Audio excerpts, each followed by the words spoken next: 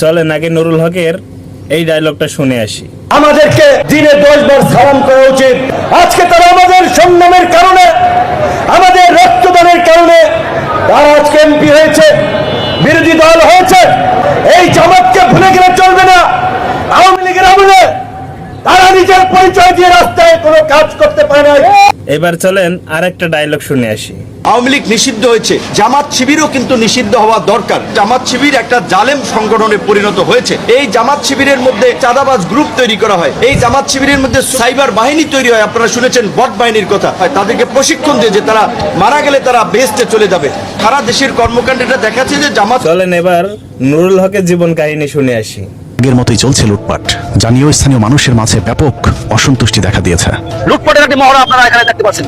কোন ধরনের এই 30 লক্ষ টাকা সরকারের যে ব্যয় হয়েছে তাই নদীর জলেই ভেসে গেছে। স্থানীয় সরকারি কাজে লাগামহীন দুর্নীতি আর লুটপাট চালিয়ে যাচ্ছে নুরুল হক নুর আর তার আত্মীয় স্বজন এবং দলীয় লোকজন। অনুসন্ধানে একটি কাঁচা রাস্তায় বরাদ্দের টাকা অভিনব কায়দায় লুটপাটের প্রমাণ মিলেছে। উত্তর সীমানা থেকে শুরু করে এই মনে হয় 50 ফিটের মতো মাটি দিয়েছে, তারপরে আর রাস্তায় এদিকে আর মাটি নাই। শুধু আওয়ামী লীগ নয়, নুরুর দলে এখন এলাকার চোর ডাকাত আর ছিনতাইকারীদের জয় জয়কার।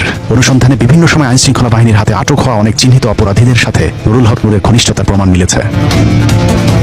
একদিকে আওয়ামী লীগ আর চিহ্নিত সন্ত্রাসীদের সাথে ঘনিষ্ঠতা, অন্যদিকে বিএনপির নেতাকর্মীদের উপর চলছে দমন পীড়ন। গতকাল বিএনপির সভাপতির বাসায় হামলা হয়েছে, ওই যে ভূমি কমিটি এবং শিক্ষা কমিটি নিয়ে, যে তার বিএনপির নির্বাচনে তার দুইজন যে তার সাপোর্ট করছে, ইতিহার কবির এবং আপনার ইতিহার কবির, তার লোকজন বিএনপি সভাপতিকে ফিজিক্যালি ধাক্কা দিয়েছে বা তার পিএস এবং সাথে আরো একজনকে বেধড়ক পিটাইছে। সম্প্রতি মোস্তফা নামের শিহির ব্রিজ গ্রামের এক বিএনপি কর্মীকে হাত পা বেঁধে হত্যার পর নদীতে ফেলে দেওয়ার এক রোমহর্ষক নৃশংসতা দেখেছে গলাচিপাবাসী। অল্পের জন্য মোস্তফা বেঁচে গেল, নুরু বাহিনীর ভয়ে এখন এলাকার কেউ মুখ খুলতেও ভয় পায়।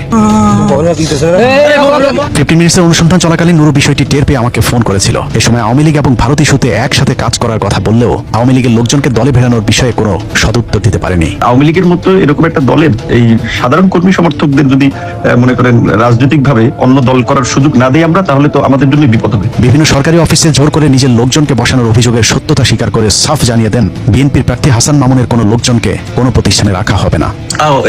এখানে এটা চাই, আমি বলি আমার এখানে হাসান মামুন আমার এনটিতে নির্বাচন করছে। নুরুর বিএনপি বিরোধী কঠোর অবস্থানের প্রমাণ এখন গলাচিপার পথে ঘাটে। নুরুর দাপটে জিয়াউর রহমানের সময় থেকে বিএনপি রাজনীতির সাথে জড়িত নেতা কর্মীদেরও এখন চরম দুর্দিনের প্রমাণ মিলেছে আমাদের অনুসন্ধানে। আমি জিয়া রহমান হইতে আমি এই বিএনপি করিয়া আমার বয়সটা কাটাই দিলাম। আমি এখন বর্তমানে গণ অধিকারের যে নেতা কামাল হোসেন, এর জ্বালা যন্ত্রণায় আমার টিকতে মুশকিল। তারা মারধর করে, তারা ঘরচুর ভাঙাচুর করে, লুটপাট অনেক কিছু করে। কোনো থানায় যাইয়া কেস মামলা করতে পারি না। সবাই ভিডিওটা বেশি